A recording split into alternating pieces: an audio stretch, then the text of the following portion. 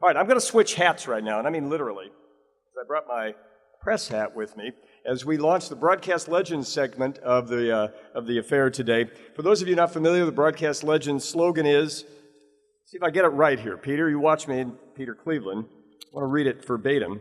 It is to have fun with colleagues from the years when broadcasting was fun. It's still fun, though, right? Still sort of fun, some days. All right, what I'm going to do is join Peter on stage for a special newscast from years gone by. Running down the hall, 30 seconds before the hour, Mr. Hey, Slick, how are you? Good morning. Here are the latest headlines from the new century, 1900. Yeah, I know, only 114 years ago. Leading off, I'm sure everyone here will be happy to learn that in December of last year, 1899, the human voice was first transmitted by radio to a receiver 1 mile away. This miracle-like event was engineered by an American, Reginald Fessenden. Of course, everyone here knew that. Of course they did. It wasn't quite the electronic age, but Danish inventor Valdemar Poulsen received a U.S. patent for recording with a magnetized wire. Some of you may recall that when that thin wire broke, you had to fix it by tying a knot in the wire. And that same year, our patron saint, Guglielmo Marconi, patented an invention allowing wireless telegraphy stations to operate on different wavelengths without interference. Our thanks to Mr. M. And many more.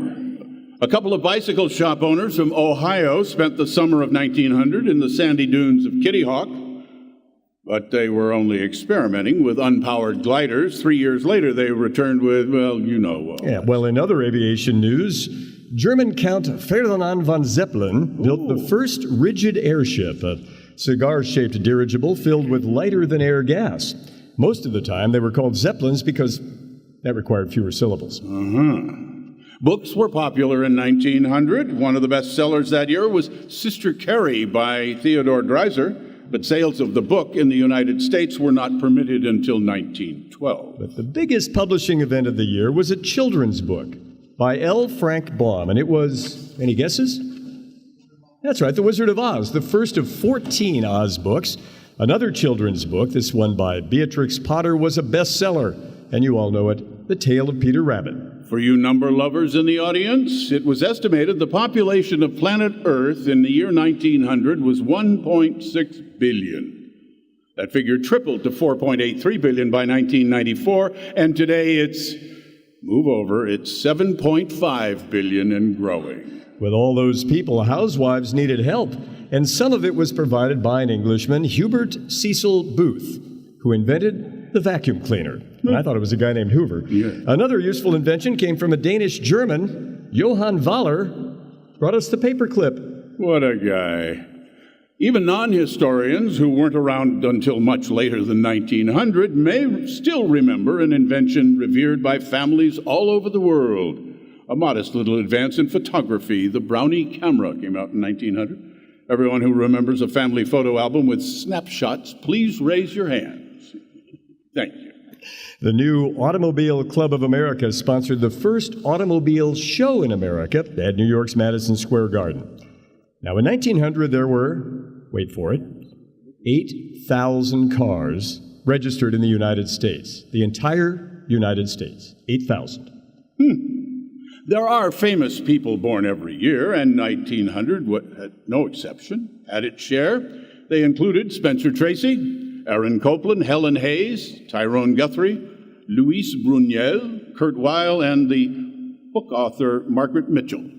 Gone with the Wind. There were sports in 1900 in baseball. The American League was founded, but was not recognized by the National League until 1903. But 7 decades later, the AL got even. They invented Rule 610, the designated hitter. Today's headlines were written, produced, and directed by Jim Schock, who certifies that no Pentagon papers were used in gathering today's report. I'm Peter Cleveland. And I'm Stan Bunger. And we return you now to our regularly scheduled programming. The Broadcast Legends production of The Lone Ranger.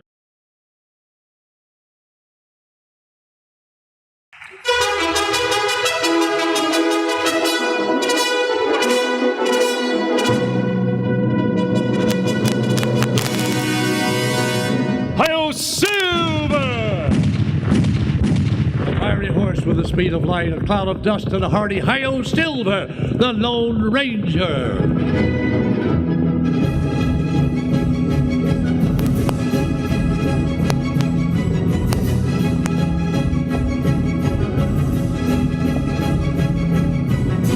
With his faithful Indian companion Tonto, the daring and resourceful masked rider of the plains led the fight for law and order in the early western United States. Nowhere in the pages of his story can one find a greater champion of justice. Return with us now to those thrilling days of yesteryear. From out of the past come the thundering hoofbeats of the great horse Silver. The Lone Ranger rides again. Come on, Silver. Let's go, big fella. Hi-yo, Silver! Away!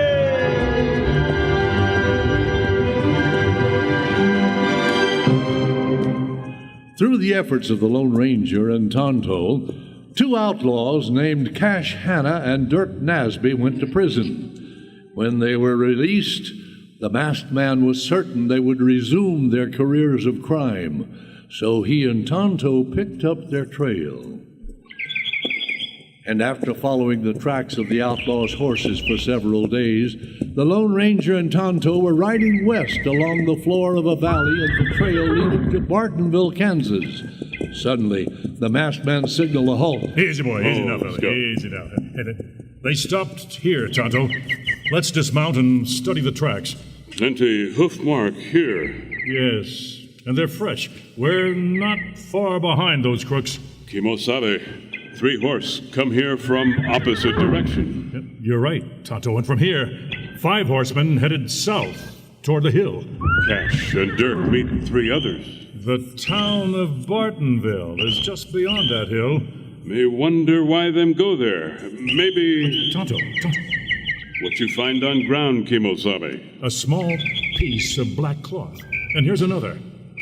Me see other pieces. 2, 3. Tonto, I think those pieces were cut from cloth to make eye holes. That mean crook make mask. And rode toward Bartonville prepared for a holdup. We go after them? Yes, let's go, Tonto. Let's go.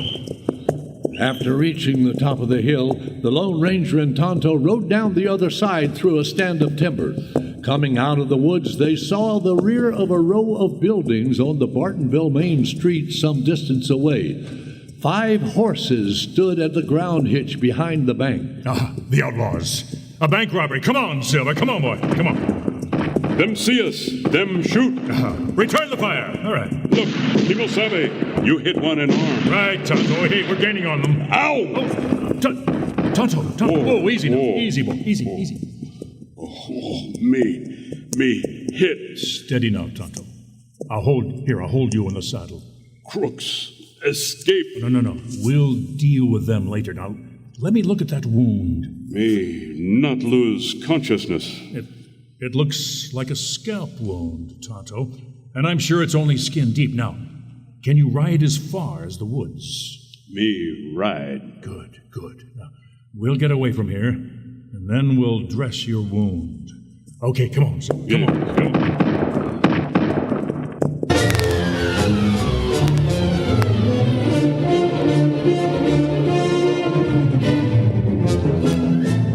A short time later, the Lone Ranger found a place beside a stream where Tonto's scalp wound could be given the necessary attention. First, he cleansed the wound, he applied a healing salve, then he bandaged it. There, Tonto. Feel better now? It's all right now, but you use all of bandage. Now we'll get more bandages and other medical supplies at the first opportunity. Now, do you feel able to ride? Me all right. Then, let's head for town and the nearest doctor's office.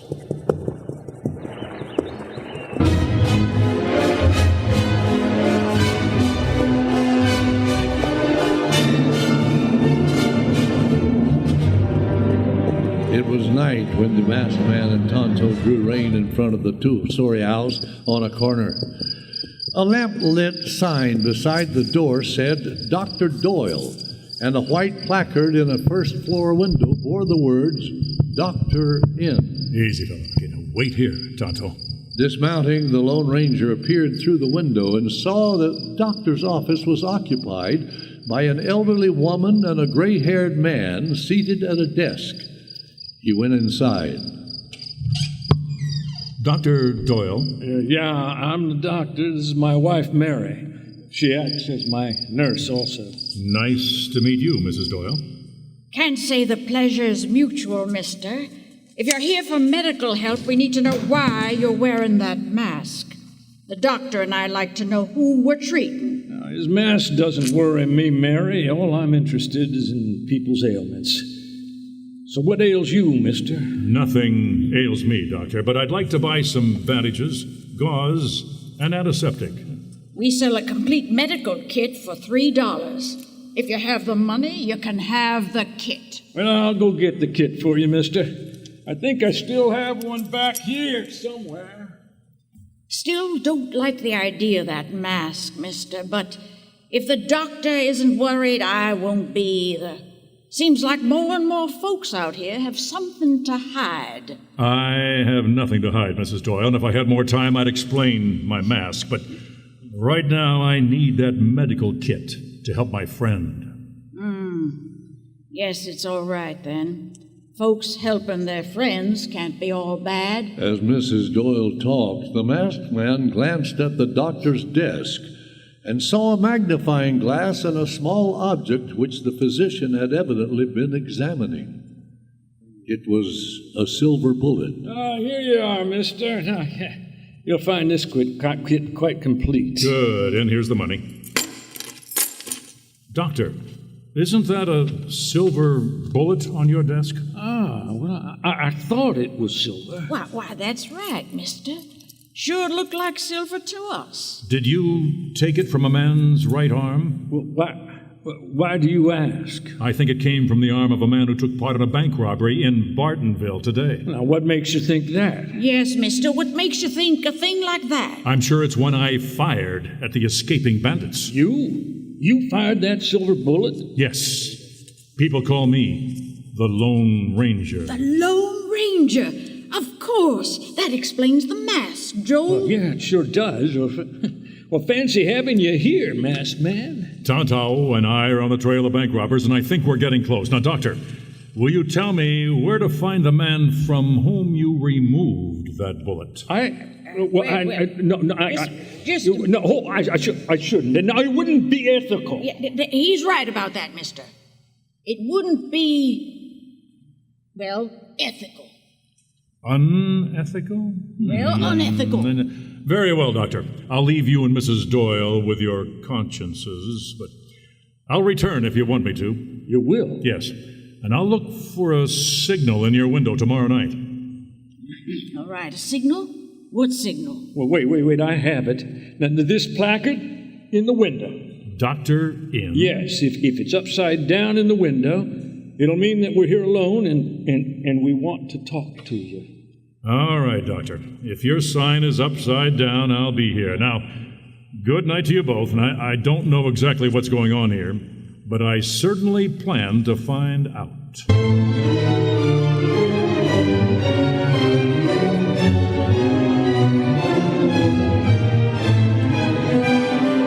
After the Lone Ranger left, the doctor and his wife sat down at his desk.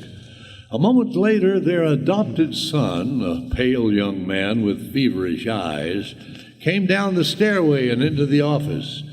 He carried his right arm in a sling, and in his left hand he held a gun. David, we thought you'd gone to bed. Why, yes, I thought I heard your room door close. No, I've been listening at the head of the stairs.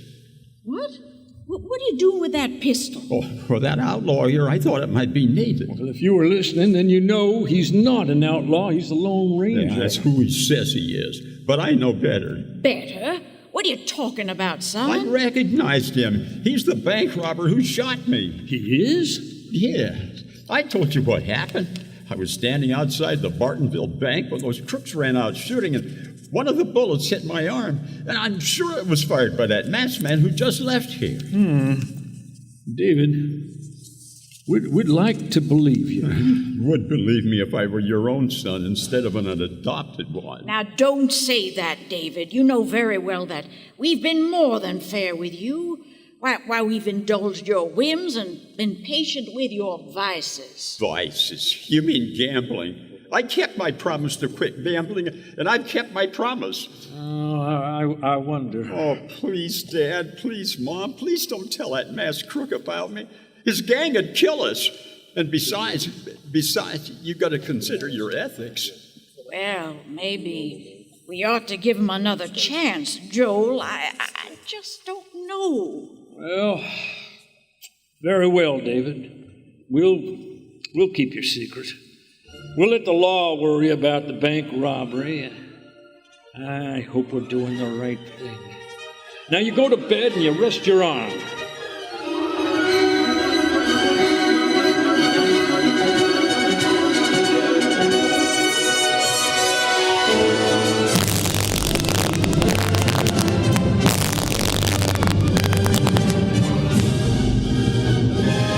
The curtain falls on the first act of tonight's exciting adventure with the Lone Ranger.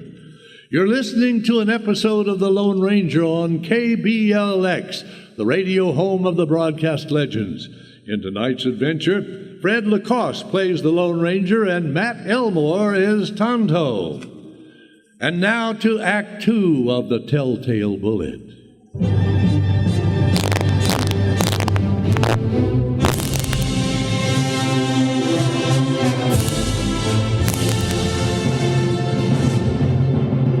After his talk with his mother and father, David Doyle didn't go to bed as he pretended. Instead, he waited until the doctor turned out the lights. Then he sneaked outside to his saddled horse and rode off. Get up. In his haste, he didn't notice the Lone Ranger and Tonto, who were watching from the trees. And about an hour later, he was one of 5 men seated at a table in a cabin in the nearby hills. With him sat the ex-convicts Cash Hanna and Dirk Nasby, and the Caines brothers, Blackie and Scar, who operated a gambling place in town. Though savage dogs stood guard outside, the faces of the men showed fear as Dave told of the Lone Ranger's visit to the doctor's home. When Dave got through, Cash Hanna said, "Boys, we've got to get rid of the Lone Ranger, or he'll get rid of us. Right, Dirk?" Yeah, that's right, Cash. He and the Injun, they almost caught us there in Bartonville. Yeah, Lone Ranger's got to die. Dave, you should have plugged him when he was in your house. I couldn't shoot straight with my left hand. Excuses. Boys, I've got an idea. I know how we can get the Lone Ranger. Dave, didn't you tell us the doc would upend his window sign if he wanted the Lone Ranger to call tomorrow evening? Yes, but Dad promised me he wouldn't do it. Listen, can you figure a way to send the old doc and your mom out of town on some kind of fake emergency call? I don't know. I guess so. But it'd have to be something really serious, so Mom would have to go along as his nurse. Good. Late tomorrow afternoon, you send him on a ranch call. It'll keep him away a few hours. We'll put his card in the window upside down. Yeah, that's a good idea, Cash. The Lone Ranger will see the card, and he'll go into the house. And then we'll be there to shoot him. No, we can't do that. Why not? Well, what about Tonto? If he's there, we'll shoot him too. But the Lone Ranger's killed in this house. I'll get the blame. Blame for what? Who knows he's the Lone Ranger? Just stick to your story that he's one of the bank robbers. Say he came to kill you so you couldn't identify him. Yeah, say you had to shoot him in self-defense. Say you shoot him with your left hand, you'll be a hero around town. No, I don't like it. Now what's the matter? I don't like the whole idea. You're yellow. I went through my part of the holdup, and I didn't get a cent out of it. You got plenty out of it. Scar and I tore up your IOUs. That's the only reason. It's the only reason I went with you on that bank job. Now you want to get me mixed up in a murder. I was a fool to gamble in the first place. Yeah, well, it's too late to think of that now. You heard the plan. Yes, I heard it, but I won't go along You with it. lily-livered milk. Take that. Stop slapping my face. That's just the beginning. unless you stick with us. Why, you murdering... How about it, Doyle? You with us, or do you need some more persuasion? No. I'll stick... Just don't hit me again. Yeah, now you're being smart. But don't forget our plan. Yeah, we'll be watching for your folks to leave for town tomorrow afternoon. But if anything goes wrong, you'll get another slug. And this time it won't be silver. And it'll be in your head instead of your arm. I know. Now go home. We'll see you tomorrow.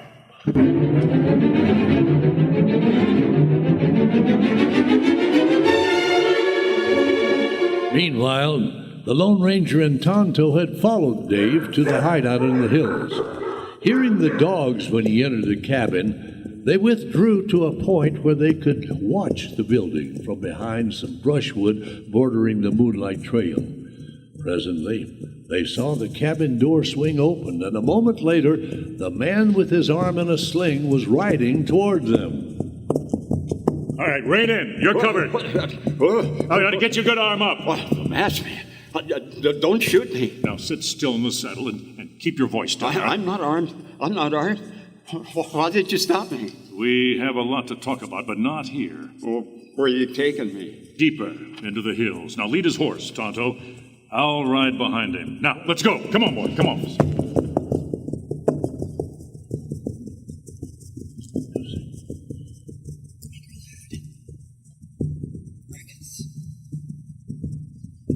After about a mile of riding, the Lone Ranger and Tonto halted with their frightened captive in a moonlight-flooded valley. Well, what are you going to do with me?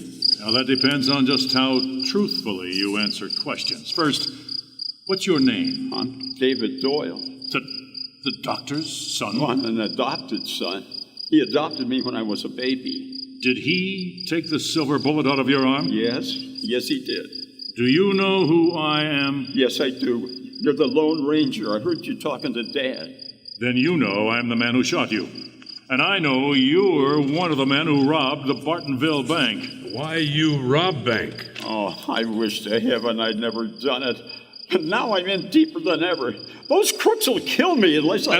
Unless you what? Unless I help them murder you. Oh, what can I do? Is there any way out of this? I just don't understand. No. Look, David. You'd better pull yourself together and tell us everything you know.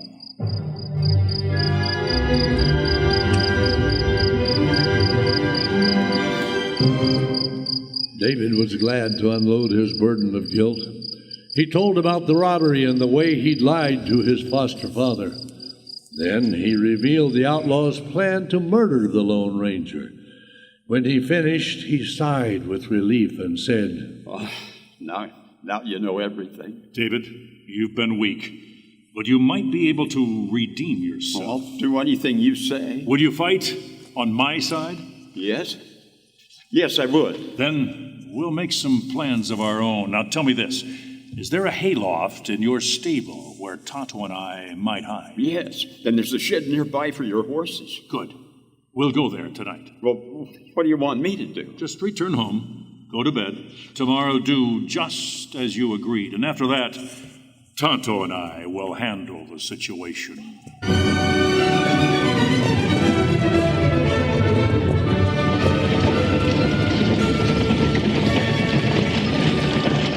Late the following afternoon, when Dr. Doyle returned from several calls in town and stopped the buckboard, he saw Dave waiting at the door of the stable. Hey, hi there, Dave. Hello, Dad. Dad, I got a message from Jeb Pierce. Sounds like they had a bad accident out at his place. Something fell on 2 or 3 of his ranch hands. He's really smashed them up. Oh, tarnation. Now, that sounds bad, all right. Jeb wouldn't ask me to go all the way to his ranch for anything trivial. I expect I might need your mother's help. She being a nurse and all. Go get her, David, while I get this buckboard turned around. You'll probably be gone about 3 hours? Yeah, at least that. No, go get your mother. We got to move fast. After his parents had left, David went to the stable and went inside. As he closed the door, David called to the Lone Ranger and Tonto, who had been in the loft since the previous night. They're gone. My folks have gone. Good. We'll meet you in the office, David. Without waiting for the masked man and Indian, David hurried through a door that opened from the stable directly into the doctor's office. In the desk drawer, he found the gun placed there by the physician. He hid it in the sling that supported his right arm. Then he turned quickly as the door from the stable swung open. Are we alone in the house, David? Yes. Then let's prepare for the showdown. At that moment, Cash, Dirk, and the Caines brothers, watching from the concealment of the brushwood beyond the edge of town, saw the doctor and his wife driving past. Yeah, there goes the doc and his wife on their wild goose chase. Yep. Sure looks like that sissy kid Doyle did his job.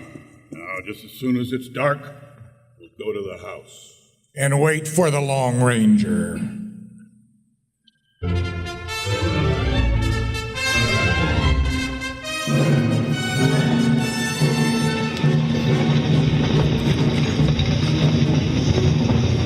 In the doctor's office, the Lone Ranger observed 3 doors in a side wall. He said, I know that door leads to the stable. Now, what about the others? Well, this one opens into a small closet, and the stairs to the second floor are behind this one. All right, now, Tonto, you wait in the closet. I'll wait on the stairs, and leave the doors open about an inch. Yeah, me savvy. Okay, now, David, you'd better sit at the desk until the crooks arrive. And don't try to double-cross us. When darkness gathered, David lit a lamp, and a short time later, the front door was opened cautiously. Cash Hanna peered into the office with a gun in his hand. Is the coast clear, Pantywaist? Well, doesn't it look that way? All right. Come on in, boys. Seeing no one in the room but David, the crooks relaxed and lowered their heavy guns. The setup looks all right to me. Yeah, let's put that sign in the window so the Lone Ranger will walk into the trap. Don't bother. All right, drop your guns. Drop them. David, you dirty double-crosser. I'll kill you. My arm. Anyone else want gunplay? No, don't shoot. Look, my hands are up. And mine, don't shoot us. You're gonna fire. My arm's busted. Now you know how hard a silver bullet hits. We'll get you for this, you double-crosser, David, if it's the last thing we do. Where you're going, you'll not get anyone. Stand against that wall, all of you, and Tonto, pick up their guns. You get 'em. Meanwhile, David and Dr. and Mrs. Doyle had returned unexpectedly, and while in the stable had heard the shots. As the outlaws settled back against the wall, the doctor, holding a heavy gun, rushed through the door. What's going on in here? The amazed doctor halted in front of Cash. All right, get out of my line of fire. Get back, Dad! I've got him. Cash sprang forward. He wrested the gun from the doctor's grasp and then circled his throat with his left hand. Ducks my shield. One move and I'll break his back with a bullet. Don't shoot the doctor. You shoot me and I'll kill the doc. Yeah, good work, Cash. Now, Lone Ranger, you and the engine drop your gun. No, don't do it. I'm not afraid to die. My life is less important than the capture of these I crooks. said drop those guns. While the 4 crooks watched and waited for the masked man to obey Cash's order, David drew the hidden gun from his sling and fired.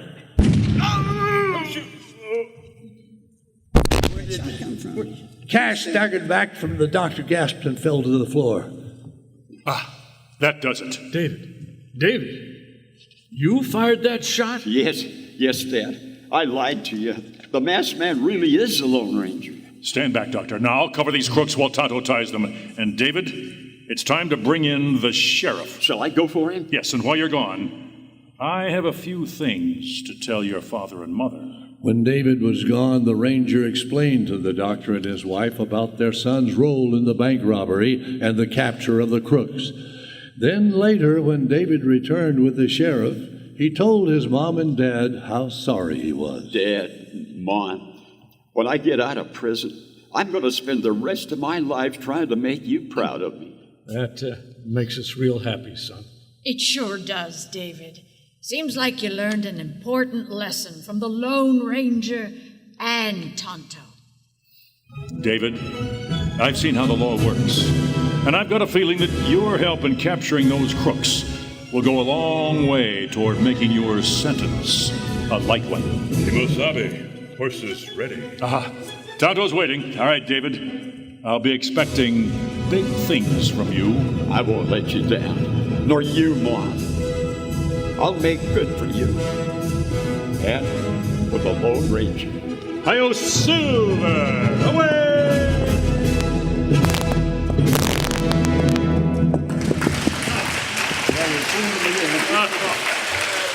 Thank you so very much. You've been an exceptional audience, and it's been a real pleasure to share a bit of the Lone Ranger's early West with you. To introduce our players, as the Lone Ranger, a broadcasting legend himself in the Bay Area, the inimitable Fred LaCause.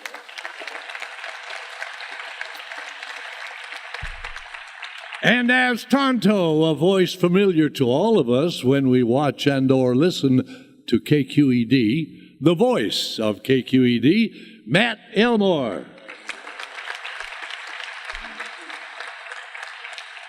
Now, our Dr. Doyle was played by San Francisco acting, producing, and directing icon John Erlinson.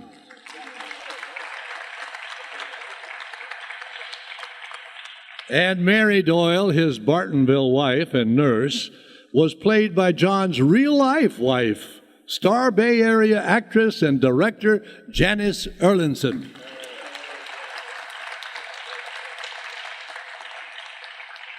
And longtime newsman for ABC and KGO, and vice president of the Broadcast Legends, Peter Cleveland was our lead mean guy, Cash Hanna. Stand up, Dennis Brown. Dennis is one of our newest old-time radio legends. He played the role of the bad guy Scar in Blackie Janes. Dennis was also responsible for sound control, and he assisted with the live sound effects today. Dennis Brown.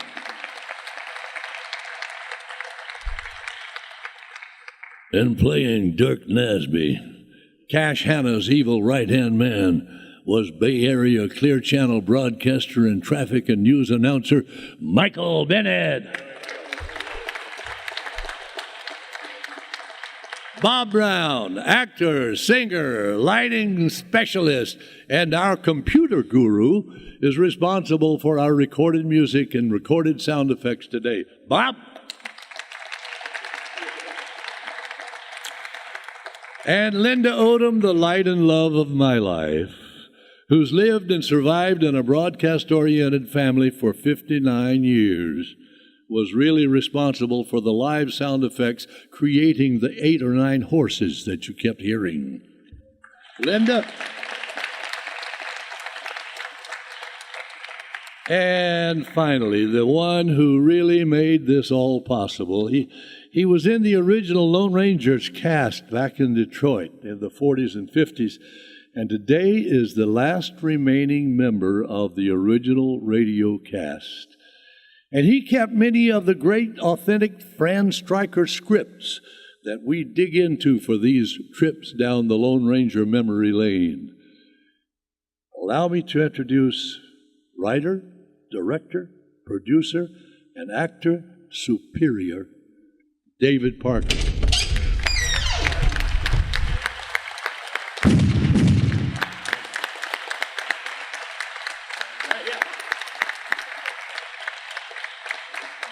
Hey.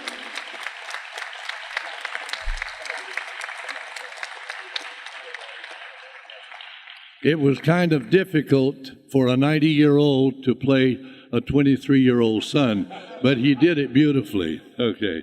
And I'm your obedient announcer, director, and genuine broadcast legend, Dan Odom. Again, thank you for watching and joining us for this Lone Ranger adventure. Thank you. Thank you. This is NBC, the National Broadcasting Company. And that's it. Thank you.